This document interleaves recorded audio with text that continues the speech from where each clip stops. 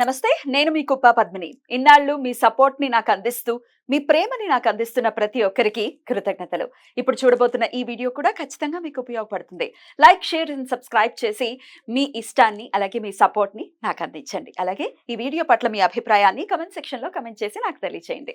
నమస్తే, welcome to our channel. నేను పద్మిని. ప్రస్తుతంతో పాటు ప్రముఖ ఆధ్యాత్మికవేత్త, వాస్తు జ్యోతిష పండితులు, లలిత ఉపాసకులు, వాస్తు జ్యోతిష శిక్షణ నిపుణులు బ్రహ్మశ్రీ నానాజీ పట్నాయక్ గారు మనతో పాటు ఉన్నారు. మాట్లాడదాం సార్. నమస్తే సార్. శ్రీమాత్రే నమః.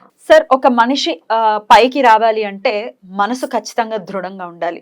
మెదడులో వచ్చేటటువంటి ఆలోచనలు డెఫినెట్ గా చాలా కరెక్ట్ ఆలోచనలు చేస్తే పైకి ఎదగడం అనేది జరుగుతుంది. ఎంత చంచలంగా ఉంటామో అంతే కెరియర్ కూడా అంత ఇబ్బందులు పడుతూ ఉంటుంది. రిలేట్ అయ్యి ఉంటుందా సార్ మనసుకి, మన ఎదుగుదలకి? మరి ఎలా సార్ మనిషి చక్కగా ఎదగాలి, పైకి రావాలి అని అంటే గనక ఏం చేయాల్సి ఉంటుంది సార్? 3 విషయాల్లో ఫెయిల్ అవ్వాలి. వాట్? చెప్పండి సార్, తొందరగా నేను ఫెయిల్ అయిపోతాను. చెప్పండి సార్. అంటే అందరూ ఏమనుకుంటారంటే సక్సెస్ అయితేనే మనిషి బాగా స్ట్రాంగ్ అవుతాడు అనుకుంటాం. కాదు, ఫెయిల్యూర్ అయితే స్ట్రాంగ్ అవుతాడు. మీరు గమనించండి కావాలంటే. Correct sir.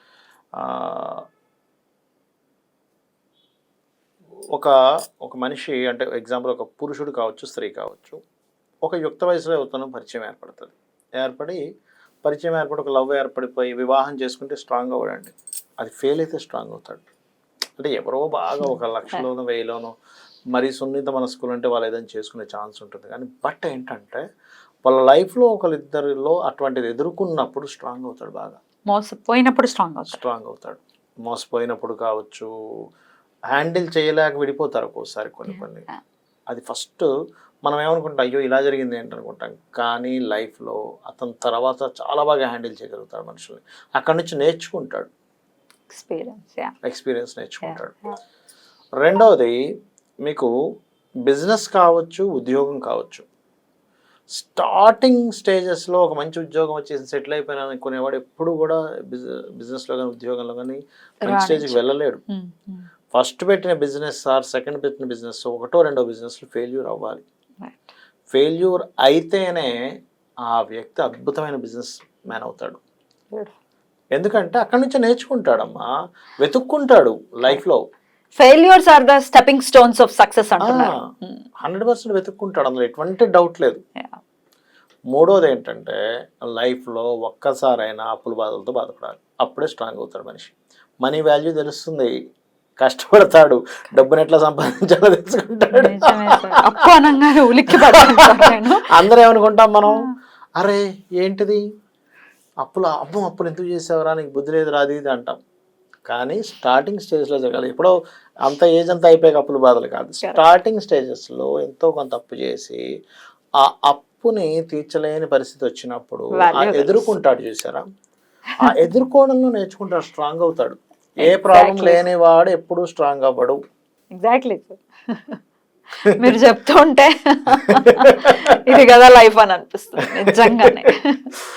అదేనమ్మా, ఎందుకంటే మీరు ఏ గొప్ప వ్యక్తినైనా తీసుకోండి, ఇవన్నీ అనుభవించుంటాడు వ్యక్తి.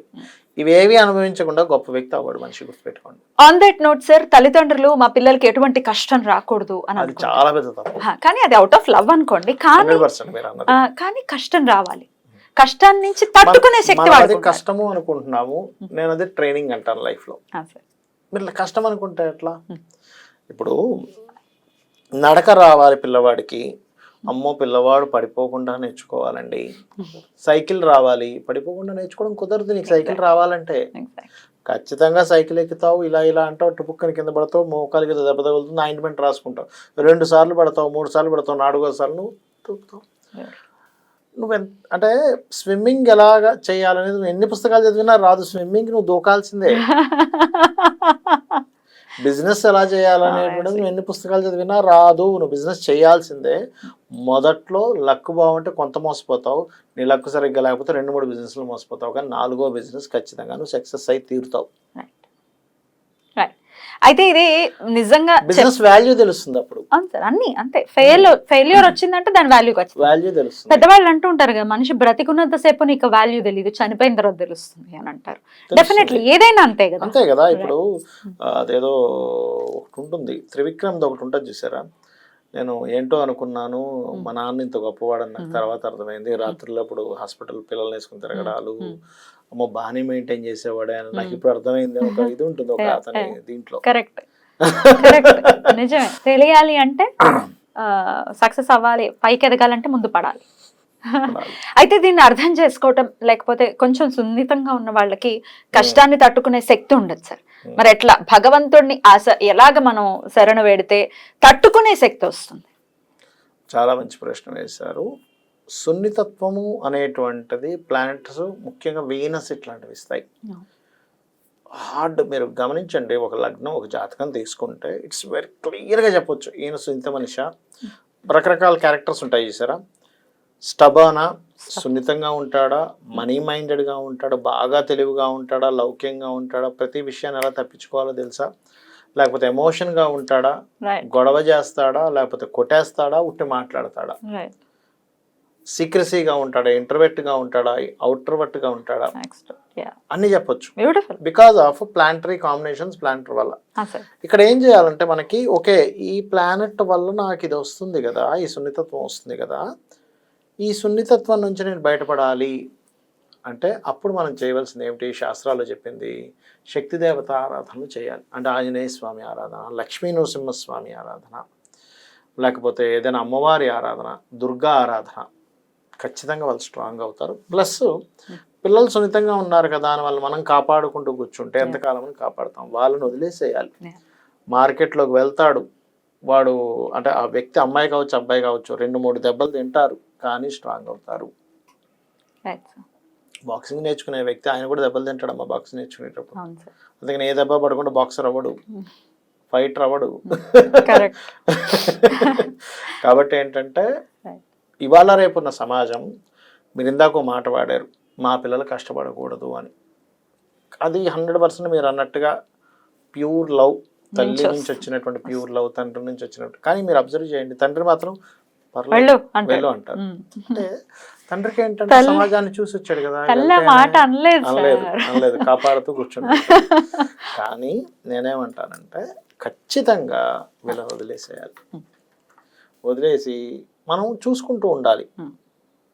ఎప్పుడైనా మరి ఇంకా వాళ్ళ చేతుల నుంచి దాటిపోయి ఇంకా అవ్వలేదు అప్పుడు మాత్రం సపోర్ట్ చేయాలి. అప్పటి వరకు వాళ్ళనే గేమ్ ఆడనివ్వాలి, తిరగనివ్వాలి. అప్పుడు కానీ ఆ వ్యక్తి గొప్పవాడు అవ్వలేడు.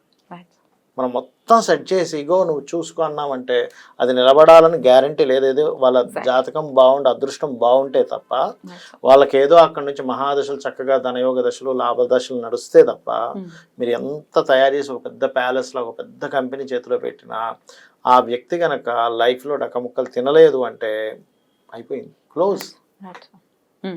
సో కష్టాన్ని ఆహ్వానించాలి, వద్దు కష్టాలు వద్దు, కష్టాలు అది కష్టం కాదంటా నేను.